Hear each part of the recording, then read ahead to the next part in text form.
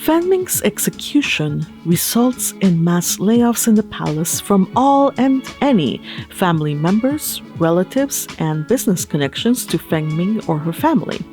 Surprisingly, Mao Mao's name comes up as one of the many women who are to leave the rear palace because apparently these dudes, her kidnappers, were connected to that family. Despite an inauspicious beginning that saw her being kidnapped and forced into a palace to work as a servant, Mao Mao is quite content with her cushy job and comfortable life in the palace and doesn't wish to go. Besides, she desperately needs to finish paying off her debt to the old madam. And if she can't pay back the old lady, will surely put her to work serving clients at the brothel. Meanwhile, Jinshi is torn. He doesn't want Mao Mao to go, especially not when he has the power to make her stay. But he also doesn't want her to resent him if he ends up making her stay against her will. Unfortunately, Mao Mao fails to properly convey her wish to stay in the palace and Jinshi lets her go. Of course, he soon regrets his decision and falls into a depression so severe that 𝙏𝙗𝙖𝙣 has to take matters into his own hands to resolve the situation. So, with Mao Mao back at Verdigris House, she attends a lavish party where her sisters are requested and she is required to attend.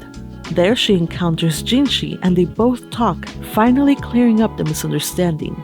Jinshi offers to buy her out and, in fact, does so a mere 2 weeks after she left the palace, marking what will no doubt become a turning point in Mao Mao's life and in their ever-evolving relationship. In a departure from its usual mystery-solving focus, Apothecary Diaries delivers a refreshing change in tone. I love the opening scene where Jinshi is torn about what to do with Mao Mao and the ensuing misunderstanding where he dismisses her from the palace, believing that that's what she wants. The episode explores the significance of respecting her wishes and shows a promising shift in his character.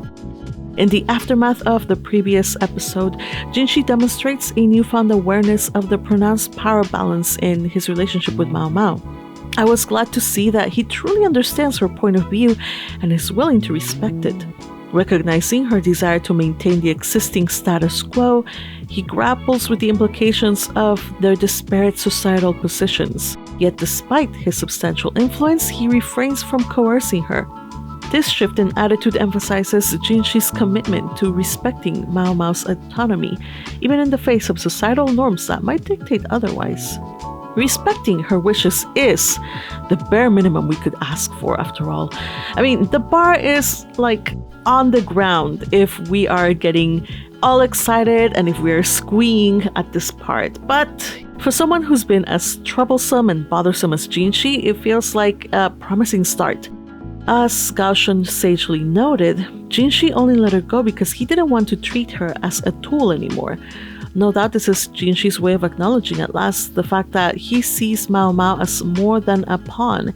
He sees her as a person at last. In fact, Jinshi must see her more than just a person. He has grown so attached to her that even after a week from her dismissal, he's still depressed, wallowing, sobbing, lamenting, per the English dub.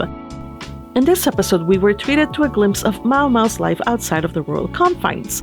Joining the renowned 3 Verdigris star courtesans at a private event, we saw the multifaceted talents that these women possess. They're not just beautiful, but they're also incredibly talented at singing, dancing, reciting poetry, playing instruments, engaging in conversation, even participating in intellectual games like Go. Mao Mao, however, lacks any particular skill and is relegated to the role of a wine server and occasional entertainer for the seemingly bored patrons. It is during this event that the unexpected reunion between her and Jinshi takes place. During this interaction, the first thing Jinshi worries about when he learns that she's working as a courtesan is if she's taken on customers. Not that it's any of his business. Mao Mao, irked by his swift assumptions about her chastity, remains unenthused about his presence. Nevertheless, despite her apparent disinterest, Jinshi manages to fluster her when he employs the classic indirect kiss trope.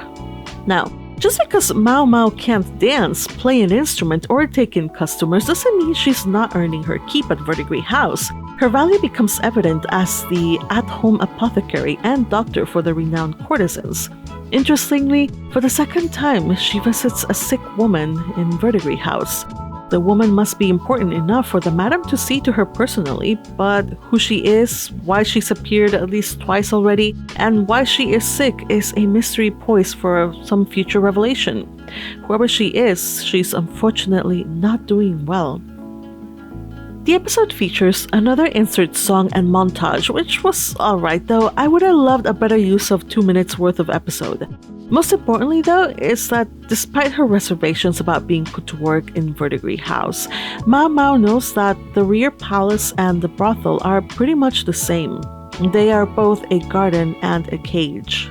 Which is why when asked what she is going to do, she honestly doesn't know, and it seems that, true to her character, she's going to let things play out rather than come to a decision herself.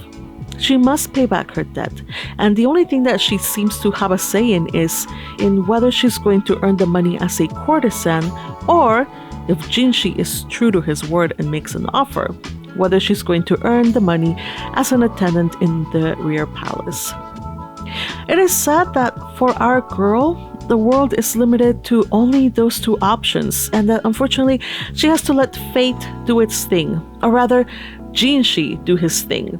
With far more power, influence, and money than she could ever dream of having, he takes matters into his hands and pays a visit to 𝙏𝙠 house.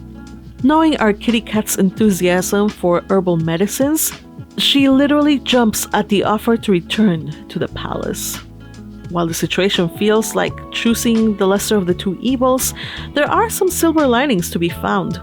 Unlike the last time, 𝙏𝙏 isn't coerced and taken to the palace against her will, and the debt is settled. 𝙏𝙗's actions bring both resolution, relief, and also bring about an undercurrent of uncertainty. As 𝙏𝙏 finds herself belonging to 𝙏𝙗, we can only hope that things will work out between them. With the first core complete, I wonder how things might end up, becoming more complicated as the interplay between relationships, power, choice, and so on may become more pronounced in the second core. What did you guys think of this episode? Let me know in the comments. As to how will life in the palace change for 𝙏𝙏 upon her return there? To find out, just click on the next video.